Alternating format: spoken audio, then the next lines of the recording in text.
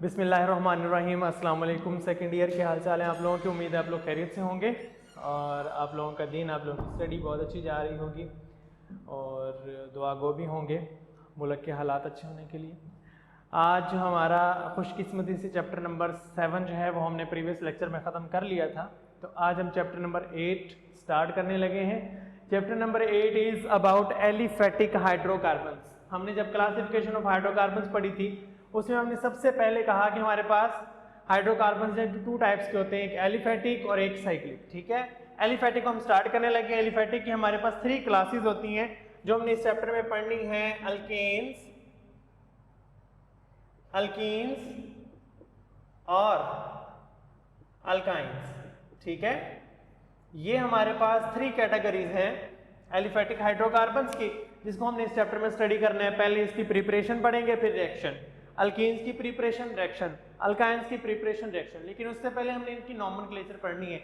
हमने जो भी क्लास ऑफ कंपाउंड या फंक्शनल ग्रुप स्टडी करना है, सबसे पहले हम उसकी नॉमेनक्लेचर पढ़ेंगे, फिर उसकी प्रिपरेशन एंड देन उसकी प्रॉपर्टीज यानी उसके रिएक्शंस के बारे में स्टडी करेंगे। ठीक है, तो सबसे पहले जो बुक में आपको जो है वो डेफिनेशन दी गई है सैचुरेटेड और अनसैचुरेटेड हाइड्रोकार्बन्स की, वो हम पहले देख लेते हैं। What is mean by saturated hydrocarbons और what is mean by unsaturated hydrocarbons. Saturated hydrocarbons और अनसैचुरेटेड हाइड्रोकार्बन्स क्या है, इनकी डेफिनेशन हम बताएंगे। ले जी, मेरे पास है कार्बन और कार्बन की वैलेंसी है 4। Carbon is tetravalent. ठीक है, यहां भी मैं दूसरी कार्बन ले लेता हूं। If all the valencies of carbon atom, गौर से सुनिए, if all the valencies of carbon atom is satisfied with hydrogen, hydrogen के साथ तमाम वैलेंसीज, 4 वैलेंसी होती है और 4 की 4 जो है वो हाइड्रोजन के साथ सेटिस्फाइड हो, तब हम इसे क्या कहेंगे, सैचुरेटेड बोलेंगे। एक कार्बन है तो उसकी 4 वैलेंसीज हाइड्रोजन के साथ सेटिस्फाइड है, कोई भी एक्स्ट्रा और वैकेंसी खाली नहीं पड़ी हुई जहां पे कोई और चीज आके अटैचमेंट करे। ठीक है, सारी की सारी वैलेंसी जो है फुली सेटिस्फाइड है, इन्हें हम बोलते हैं saturated hydrocarbons. These hydrocarbons are called as saturated hydrocarbons. But unsaturated hydrocarbons में क्या होता है, all the valencies of carbon atoms are not fully satisfied, ये फुली सेटिस्फाइड नहीं होती। जबकि ये देखिए कार्बन और सिंगल बॉन्ड कार्बन 2 वैलेंसीज जो है वो सेटिस्फाइड हैं हाइड्रोजन से, जबकि एक वैलेंसी सेटिस्फाइड नहीं है तो वो डबल बॉन्ड की फॉर्म में आ जाएगी। ठीक है, इसी तरह से अगर कार्बन एक वैलेंसी हाइड्रोजन से सेटिस्फाइड है, इस तरह यहां भी एक वैलेंसी हाइड्रोजन सेटिस्फाइड, तो ट्रिपल बॉन्ड आ जाएगा। तो ऐसे कंपाउंड जिनमें डबल या ट्रिपल बॉन्ड हो उन्हें हम कहते हैं अनसैचुरेटेड हाइड्रोकार्बन्स। डेफिनेशन सिंपल है, saturated hydrocarbons are those hydrocarbons in which the valency of carbon atom is fully satisfied with hydrogen atom or any other atom। ठीक है, लेकिन अनसैचुरेटेड हाइड्रोकार्बन्स में डबल और ट्रिपल बॉन्ड प्रेजेंट होंगे, their valency is not fully satisfied with the hydrogen atoms. Clear, ये 2 definitions हो गई। अब मैं वही क्लासिफिकेशन जो मैंने चैप्टर नंबर 7 में आपको लिख के दिखाई थी वो दोबारा लिखने लगा हूं, और वो क्लासिफिकेशन चैप्टर नंबर 8 के सबसे पहले टॉपिक के अंदर आपको बताई गई है। हमारे पास मेन कैटेगरी है हाइड्रोकार्बन्स की। What are hydrocarbons? The compounds of carbon and hydrogen, जिन्हें हम ऑर्गेनिक कंपाउंड्स भी बोलते हैं। ऑर्गेनिक कंपाउंड्स, तो ऑर्गेनिक कंपाउंड्स को जब हम क्लासीफाई करेंगे, वी हैव 2 मेन कैटेगरीज जिसको हमने डिवाइड किया था। एक है एलिफेटिक और दूसरे साइक्लिक। ठीक है, एलिफेटिक यानी ओपन चेन और साइक्लिक क्लोज चेन। ठीक है, एलिफेटिक के आगे 2 टाइप्स हमने वहां पे तो पढ़ी थी, straight chain and branch chain, लेकिन यहां पे हम वो क्लासिफिकेशन नहीं कर रहे, स्ट्रेट और ब्रांच की बात नहीं कर रहे। हम एलिफेटिक को 2 कैटेगरीज में डिवाइड कर रहे हैं, that is saturated and unsaturated. Saturated hydrocarbons while unsaturated hydrocarbons. ठीक है जी, सैचुरेटेड में आपके पास अल्केन्स आएंगी, just alkanes with single bond, और अल्कीन एंड अल्काइन ये दोनों जो है वो किस में आएंगी, अनसैचुरेटेड में। साइक्लिक के आगे 2 types, homocyclic and heterocyclic. Homocyclic, heterocyclic. ये सिर्फ मैं अब जो है वो टर्म्स ही लिख रहा हूँ, बाकी इनकी डेफिनेशन चैप्टर नंबर 7 में पढ़ चुके हैं। होमोसाइक्लिक के भी आगे 2 टाइप्स हैं जी। एक को हमने बोला था एलिसाइक्लिक और दूसरी एरोमेटिक। एरोमेटिक। इस तरह से हेटेरोसाइक्लिक की भी 2 टाइप्स, एरोमेटिक और नॉन एरोमेटिक। ठीक है जी, ये मैंने पूरी फ्लो शीट डायग्राम आपके जो है वो व्हाइट बोर्ड पे बना दी है, इसको देख लीजिएगा। सारी डेफिनेशन, आपका आज का काम यही है कि आपने ये डेफिनेशन दोबारा से चैप्टर नंबर 7 में जाके उस टॉपिक में देखनी है, इनकी डेफिनेशन पढ़नी है, इनकी एग्जांपल देखनी है। इससे आपका ये कंसेप्ट जो है वो रिवाइज हो जाएगा। तो that was the classification of hydrocarbon. इसमें सारी वही क्लासिफिकेशन जो चैप्टर नंबर 7 में पढ़ी, लेकिन डिफरेंस कहाँ पे आया, जब हमने लिखा कि एलिफैटिक हाइड्रोकार्बन, यहाँ से स्ट्रेट और ब्रांच की बजाय हमने किसमें क्लासिफाई किए हैं, सैचुरेटेड और अनसैचुरेटेड हाइड्रोकार्बन के अंदर। क्लियर? चलें जी, उसके बाद है how we can nomenclate the organic compounds. Organic compounds की नॉमेनक्लेचर की 2 मेथड्स होती हैं। 2 तरह से आप ऑर्गेनिक कंपाउंड्स को नेमिंग कर सकते हैं। एक होता है कॉमन नेम, एक होता है scientific name. There are 2 categories of nomenclature. एक को हम बोलेंगे कॉमन नेम्स, कॉमन नेम्स।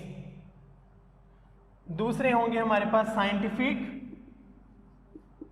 और आईयूपैक नेम्स। साइंटिफिक या आईयूपैक नेम्स। आज हमने इनको डिस्कस नहीं करना, वो ये just going to discuss common names, और इस कॉमन नेम्स को डिस्कस करेंगे।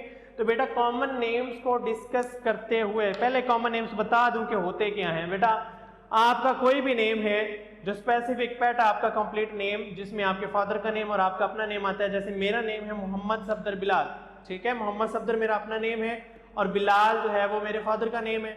तो इस तरह से एक नेम हमारा प्रॉपर बनता है। इसको हम अगर समझ लें तो ये हमारा साइंटिफिक या आईयूपैक नेम बनेगा। लेकिन हर किसी का घर में प्यार से या जो है वो किसी भी और वजह से कोई नाम रख दिया जाता है, किसी आदत से मुशाबित की वजह से कोई नाम रख दिया जाता है जिसे हम निक नेम नाम से पुकारते हैं।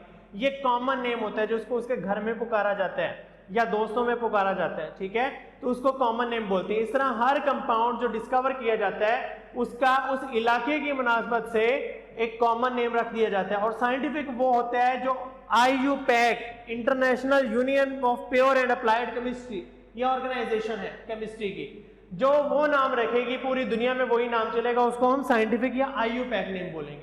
जबकि कॉमन नेम सिर्फ उस एक इलाके तक या उस शख्स तक महदूद होता है जो उसको डिस्कवर करता है। अब कॉमन नेम्स की हमारे पास कैटेगरीज कौन कौन सी, किन की चीजों की बेस पे कॉमन नेम्स बनाए जा सकते हैं।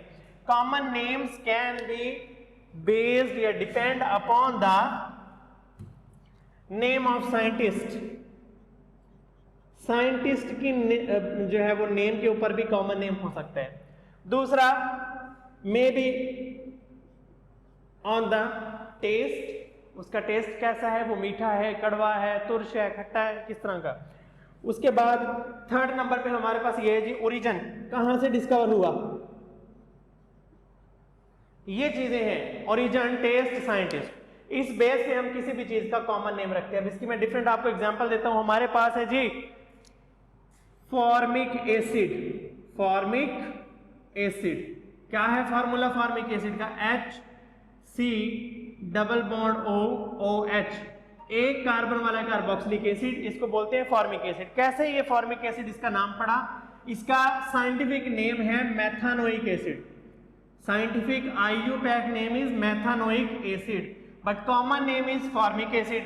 अब फॉर्मिक कहां से निकला है, formic originated from formica, Greek word है फॉर्मिका जिसका मतलब है आंट, च्यूंटी को बोलते हैं, ठीक है, च्यूंटी, आंट। तो सबसे पहले फॉर्मिक एसिड जो है वो च्यूंटी के डंग के अंदर पाया गया, च्यूंटी की एनालिसिस किया गया, उसके अंदर आपको क्या मिला, फॉर्मिक एसिड मिला, इसलिए हमने उसका नाम रख दिया फॉर्मिका से फॉर्मिक एसिड, ठीक है।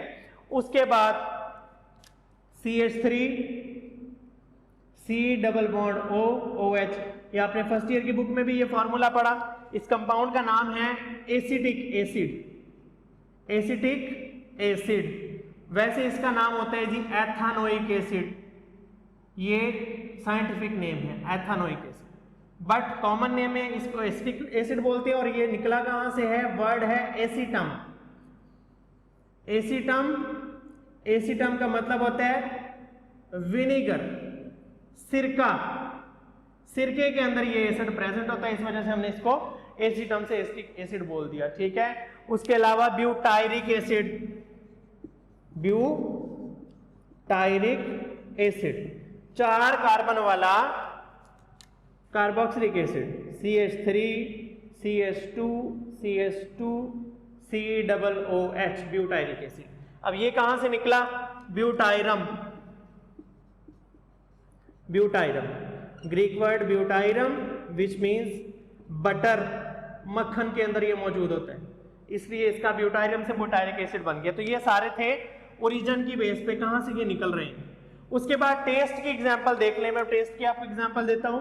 अमाइनो एसिड होता है glycine, amino acid is glycine. Structure बनाते हैं ग्लाइसिन का, सबसे सिंपलेस्ट अमाइनो एसिड जिसमें जस्ट 1 कार्बन प्रेजेंट होती है और दूसरी कार्बन के अल्काइल चेन के साथ हमारे पास हाइड्रोजन मौजूद होता है। तो अमाइनो एसिड का स्ट्रक्चर ये होता है कि कार्बन के साथ एक कार्बोक्सिलिक एसिड ग्रुप अटैच होता है, एक अमाइनो ग्रुप अटैच होता है, एक अल्फा हाइड्रोजन होती है, साथ में जो R आपके पास अटैच होगा उस R की जगह पे हमारे पास हाइड्रोजन आ जाएगा, तो हम CH2 लिख देंगे। इस अमाइनो एसिड को हम क्या बोलेंगे, ग्लाइसिन, ठीक है जी, ग्लाइसिन। अब ग्लाइसिन कैसे इसका नाम पड़ा, वर्ड है ग्लाइकस, ग्लाइकस मीन्स स्वीट, ग्रीक वर्ड ग्लाइकस, ग्लाइकस का मतलब स्वीट। इसका मतलब है इसका टेस्ट कैसा है, ये टेस्ट में मीठा होता है, स्वीट होता है, इसलिए इसका नाम हमने क्या रख दिया, ग्लाइकस से ग्लाइसिन। अब आ जाए जी साइंटिस्ट की नेम पे, साइंटिस्ट बारबिचूरिक एसिड, बारबिचूरिक एसिड, नेट पे आप इसकी स्ट्रक्चर देख सकते हैं, काफी कॉम्प्लेक्स स्ट्रक्चर होता है, मैं वो नहीं बना रहा इसका। साइंटिस्ट थी बारबरा, फीमेल साइंटिस्ट बारबरा, जिसने इसको डिस्कवर किया और उसकी बेस पे हमने इसका नाम क्या रख दिया, इस एसिड का नाम बारबिचूरिक एसिड रख दिया। तो ये थे हमारे पास कॉमन नेम्स के मेथड, जिन तरीकों से हम कॉमन नेम रखते हैं वो साइंटिस्ट का नेम भी हो सकता है, वो रीजन का भी हो सकता है, या फिर टेस्ट भी हो सकता है। अब हम चलते हैं अल्केन, अल्कीन और अल्काइंस, इनके हम कॉमन नेम्स किस तरह से लिखेंगे। तो सबसे पहले हम अल्केन्स को डिस्कस करते हैं, how we can write the common names of alkanes. तो बेटा सबसे पहले आज मैं आपको काउंटिंग लिखवा देता हूं, आपने वो काउंटिंग जो है वो लिख लेनी है और फिर याद करनी है, और इसी के बाद आप लोग जो है वो किसी भी कंपाउंड को नेम दे सकते हैं। तो काउंटिंग लिखना स्टार्ट करें। मैथ, मीथेन बोलते हैं एक को, ठीक है। इथेन 2, प्रोपेन 3, ब्यूटेन 4, पेंटेन 5, ठीक है जी। Hexane 6, heptane 7, octane 8, nonane 9, decane 10, उसके बाद है हमारे पास अनडीकेन 11, और 12 को हम बोलेंगे डूडीकेन। सराइके में वैसे भी डू जो है वो 2 को ही बोलते हैं, डू तेवला डू तेवल डू। अनडीकेन 11, डूडीकेन 10 में आप 2 प्लस कर दे तो आपके पास जो है वो 12 हो जाएगा। ये काउंटिंग है। अब मैं आपको यहाँ पे ये बताना चाह रहा हूँ कि मैथ, असल में मैथ का मतलब होता है 1। एन जो है ये एन की स्फिक्स हमें क्या बता रही है, सिंगल बॉन्ड को शो कर रही है। अल्केन्स के एंड में हम स्फिक्स लगाते हैं एन्स की, तो ये सिंगल बॉन्ड को शो करेगी। व्हाइल वी राइट एन, इसका मतलब है सिंगल बॉन्ड, ठीक है, इसका मतलब क्या होता है, सिंगल बॉन्ड। और वायलिन एंड इन, इन, इन दोनों का मतलब है डबल बॉन्ड, ठीक है जी, इन दोनों को हम क्या बोलेंगे, डबल बॉन्ड। और जब हम YNE आयन की बात करते हैं तो इसका मतलब होता है जी ट्रिपल बॉन्ड, ठीक है। एन की स्फिक्स लगाई हमने तो इसका मतलब क्या है, हम अल्केन्स की बात कर रहे हैं, हम सिंगल बॉन्ड की बात कर रहे हैं। अगर इसी को हम अल्केन्स में लिखेंगे तो हम लिखेंगे इथेन से इथीन, और इथेन से इथीन, और फिर इथीन से इथाइन, ट्रिपल बॉन्ड में चली गई, ठीक है। अब देखें यही सारे आपके पास कॉमन नेम्स हैं अल्केन्स के, कि पहले आप कार्बन की काउंटिंग लिखेंगे। अगर आपके पास कंपाउंड है जी CH3 CH2 CH3, सबसे पहले कार्बन गिने कितने हैं, 1 2 3, 3 को हम बोलते हैं प्रॉप, ठीक है। तो आपने पहले लिख लेना है प्रॉप। उसके बाद आपने क्या करना है, देखना है सिंगल बॉन्ड है, डबल है, ट्रिपल है। सिंगल बॉन्ड है तो आप एंड में क्या लगाएंगे, एन लगाएंगे, प्रोप एन, नेम क्या बन गया, प्रोपेन, ठीक है। लेकिन अल्कीन्स के जब हम नाम लिखते हैं तो इस कार्बन काउंटिंग के बाद हमने इन की बजाय वाइलिन लगाना है। अल्कीन्स के अगर आप कॉमन नेम लिख रहे हैं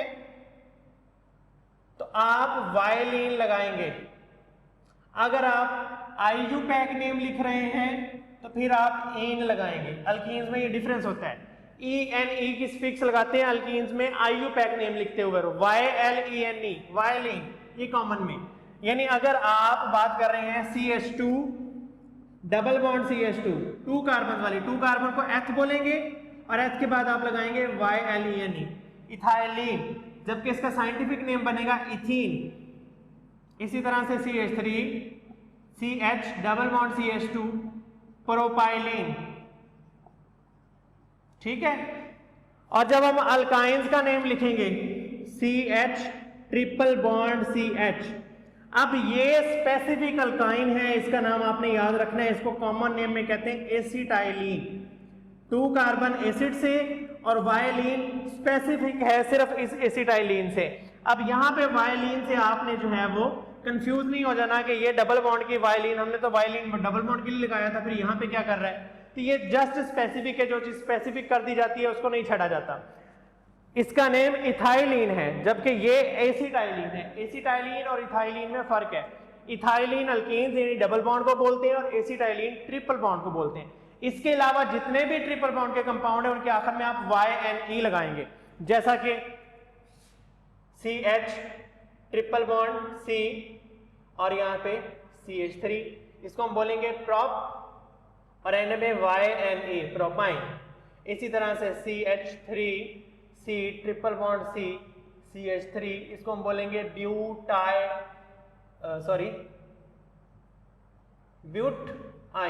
ब्यूटाइन, ठीक है।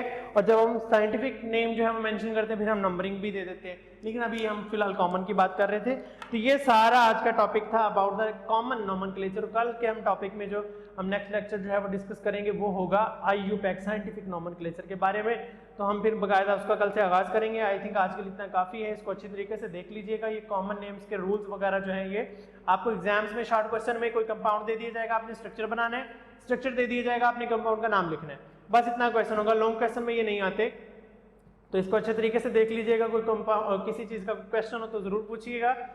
तो अपना और अपने पेरेंट्स का ख्याल रखिए, मुझे दुआ में याद रखिए। मिलते हैं इंशाल्लाह नेक्स्ट लेक्चर में, तब तक के लिए मुझे इजाजत दीजिए। अल्लाह हाफिज।